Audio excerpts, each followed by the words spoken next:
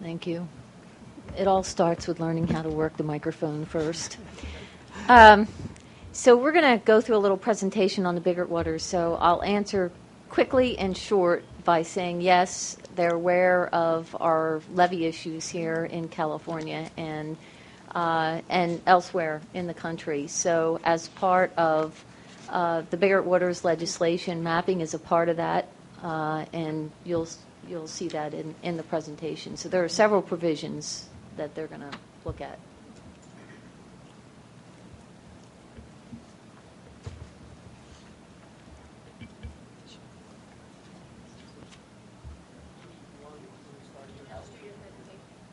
Okay. Now you're making me work the mic twice, so I am going to get this, aren't I? Okay, well, good afternoon, and thanks for having us this afternoon. It's a pleasure to be here. And my name is Edie Lohman, and I'm the FEMA Region 9 National Flood Insurance Program Specialist. So essentially what that means is I do all things flood insurance. In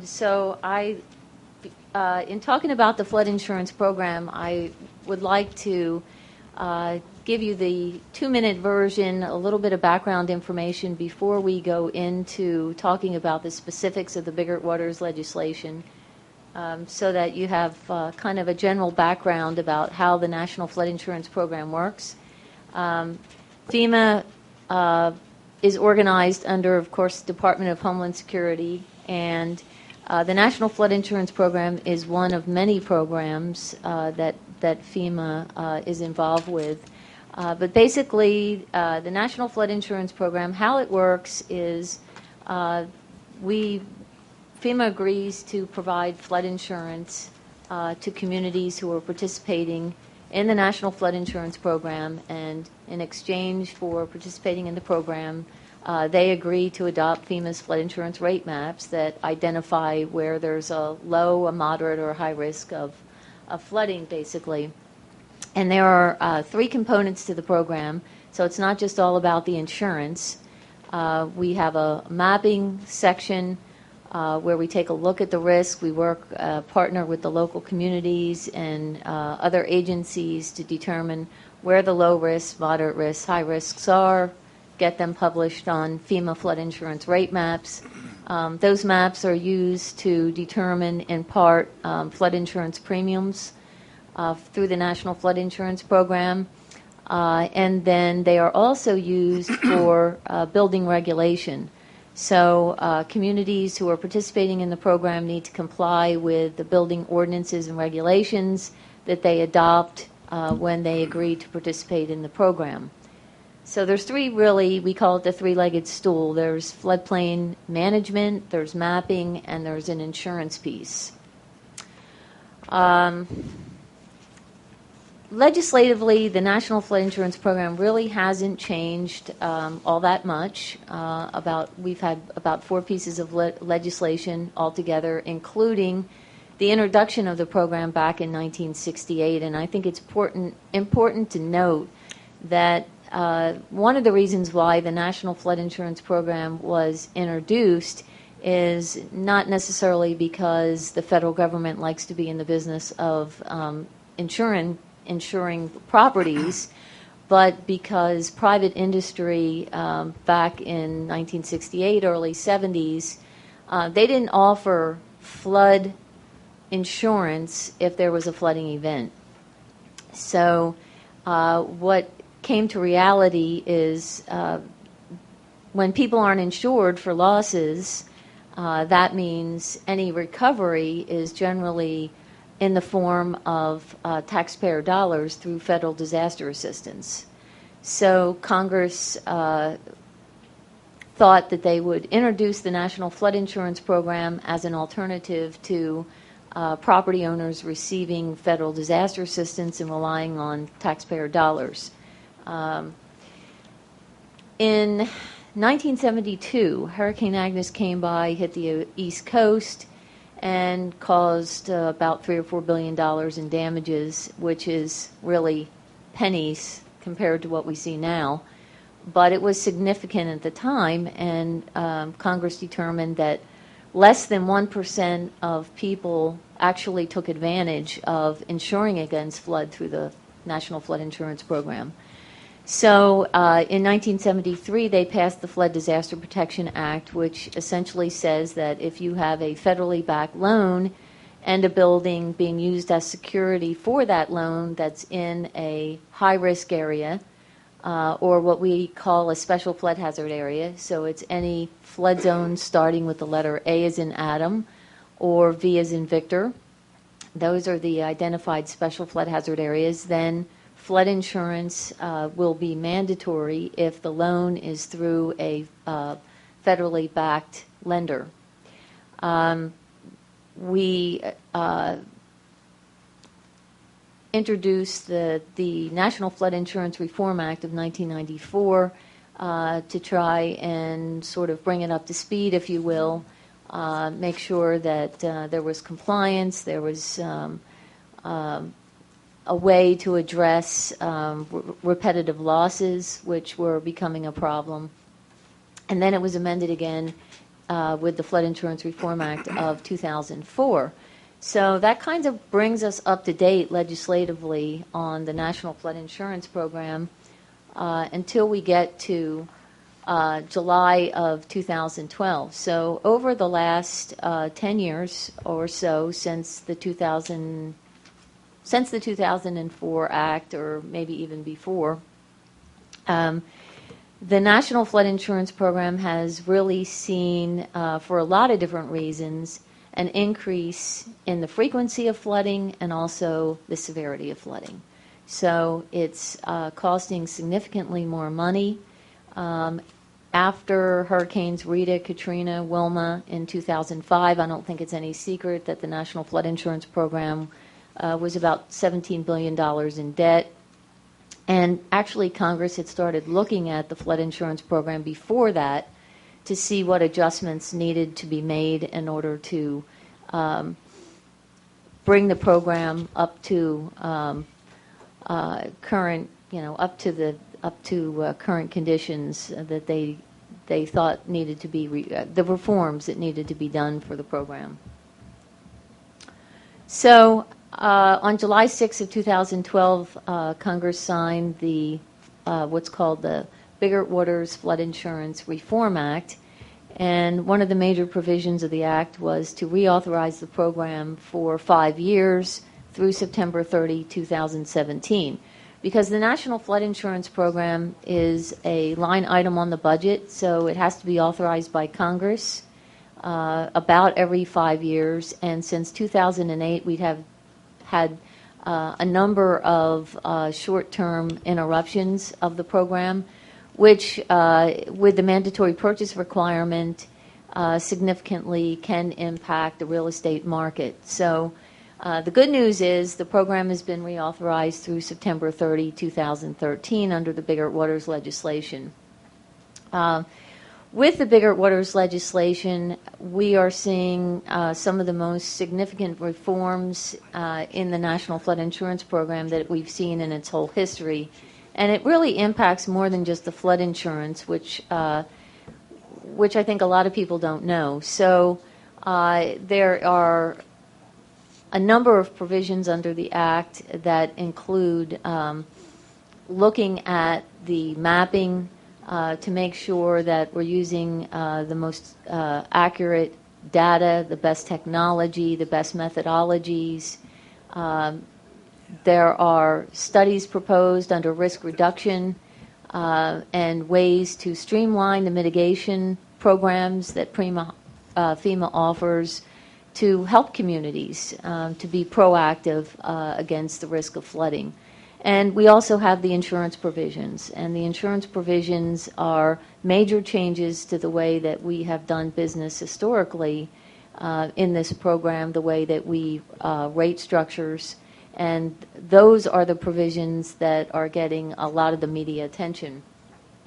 So let's go through. There are two provisions that we started to work on in the National Flood Insurance Program.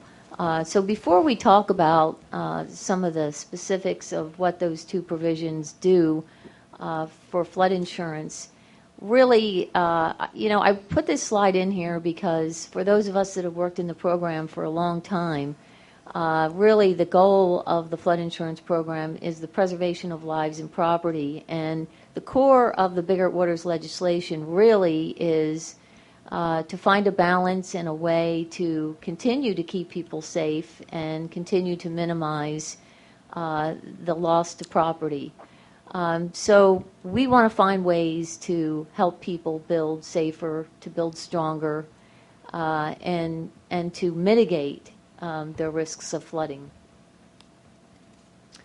So with that, let me give you a little bit of summary on the two major sections that we began to discuss and implement with respect to the Biggert-Waters legislation. One is called Section 205, and the other is called Section 207.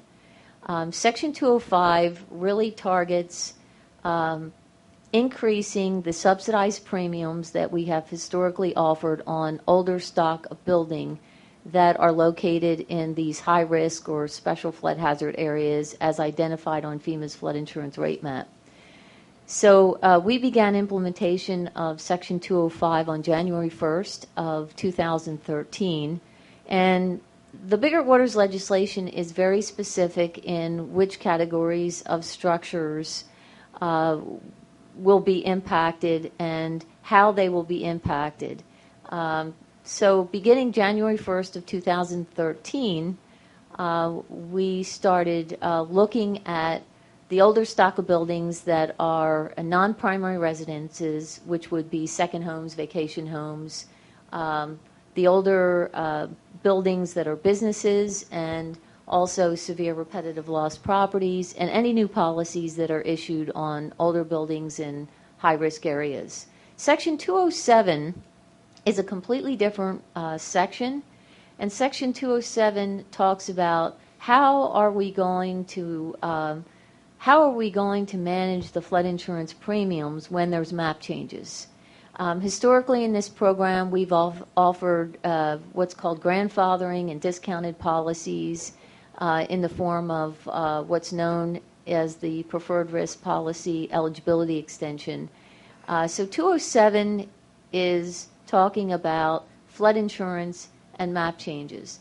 That section is on hold. It's currently not being implemented. On January 17th of this year, Congress passed the omnibus spending bill, which said that we would not be implementing Section 207 until after the expiration of that bill, which is September 30, 2014. So FEMA estimates that approximately 12 to 18 months out from October 1st, 2014, that's the earliest possible time that we would be implementing Section 207. Wait, the law sunsets at the end of this year? The omnibus spending bill. Oh, okay. Yeah. So Section 205, applies to the older stock of buildings that, again, are in the high-risk areas, the A zones, the V zones, and the D zones, as in David. Does not apply to AR zones, A99 zones. That's a separate category that's handled differently. But beginning on January 1st of 2013, under Section 205 of the Biggert-Waters legislation, 25% annual increases were implemented for non-primary residences that are older buildings in these high-risk areas, the A zones, the V zones, and the 25% rate increases are occurring annually. So they saw a 25% rate increase January 1st, and there was another 25% rate increase this past January 1st of 2014. This category is for second homes, vacation homes, places where it is not the primary residence of the policyholder or their spouse. On October 1st, 2013, so just this past October, In addition to the non-primary residences, older buildings and 1 to 4 family severe repetitive loss properties also began to see 25% annual rate increases. The final category under Section 205 are those property owners who have an older stock of building that's in a high-risk area, and they're getting a flood insurance policy for the first time. They've been in a floodplain for a while. They're currently in a floodplain, or they're either getting a new policy or they let their policy lapse sometime after the enactment of the Biggert-Waters legislation back in July of 2012. So there are some trigger dates there, but I don't think we need to get into those at this point.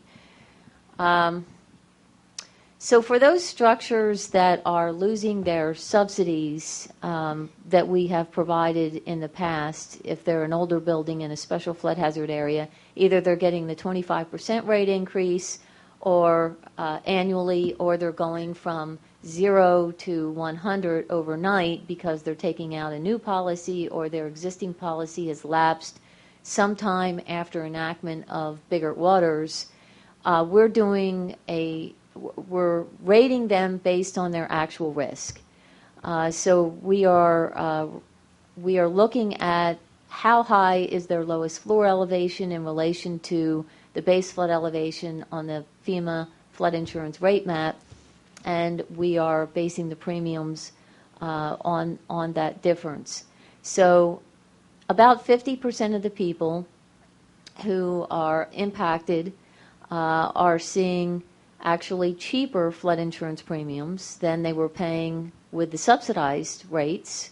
The other 50% are seeing somewhat higher flood insurance premiums. And so the slide that you currently see shows you some examples of what happens with the differences in elevation. So if someone's lowest floor elevation is 3 feet above the base flood elevation, their premium is probably only going to be somewhere around $427 a year. If it's at the base flood elevation, it's going to be more like $1,400 per year. And if it is, let's say, 4 feet below the base flood elevation, then you're looking at a significantly higher premium of around $9,500. So that will give you some idea when we say full risk rates of how we're doing it and what those premiums could look like. So what does that mean for California overall as a state? We have about 5% of the policy base in California currently that will be impacted by the 25% rate increases under Section 205 of the Biggert-Waters legislation. And then there are about 95% of the policyholders will not be impacted unless they take out a new policy or they have a policy lapse. And again, this only applies to the older stock of buildings, which we call pre-firm, that are in the special flood hazard areas on the FEMA flood insurance rate maps. So about 14% of that 95% that you see on that slide are those policyholders that are in the older stock of building. They're in special flood hazard areas, and if they drop their policy coverage or pick up a new policy, they could see a full risk rating requirement. How does that impact the Delta communities? I have a couple of slides here. There's a lot of numbers on these slides. This first slide shows Sacramento County and Yolo County, but I would draw your attention to the bottom line where it says not impacted. So the first line is the total policy count for each of these counties, and the bottom line shows the number of policies that don't fall into Section 205 as far as being impacted. So in Sacramento County, about 97% of the policy base will not be impacted. About 3% will. In Yolo County, 92% will not be impacted. about 8% could be. Whoops. Contra Costa County, we have about 60% not impacted, 40% could be. 87% in San Joaquin County, and Solano County about 74% not impacted. So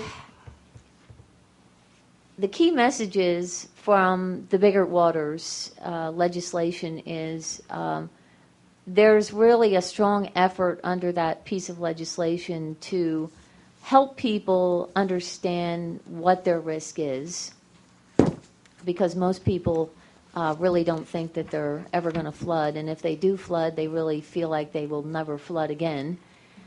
So to help people kind of understand what that risk is, to take a look at the flood insurance rate maps that we use to identify that risk and make sure that the technology is the latest and greatest, and the methodologies are the latest and greatest, and that the maps are accurate.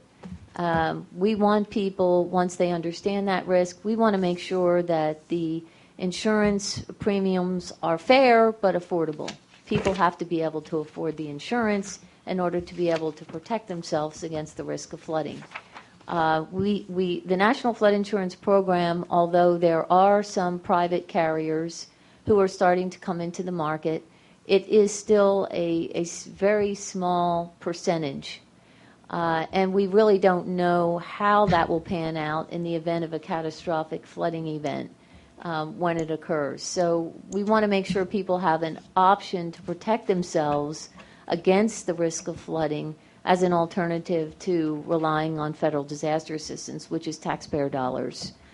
We want to provide mitigation options. We want people to be able to go to their local communities, work with their local communities, work with the federal, state, and local agencies to mitigate any flood risk they might have before the flooding occurs. So we want to encourage them to build safer and smarter and stronger, and we want to do all of that through communication and collaboration with all of our partners. And we are blessed in California with having a very active federal, state, and local agencies, and very supportive elected officials. So we appreciate that. If you want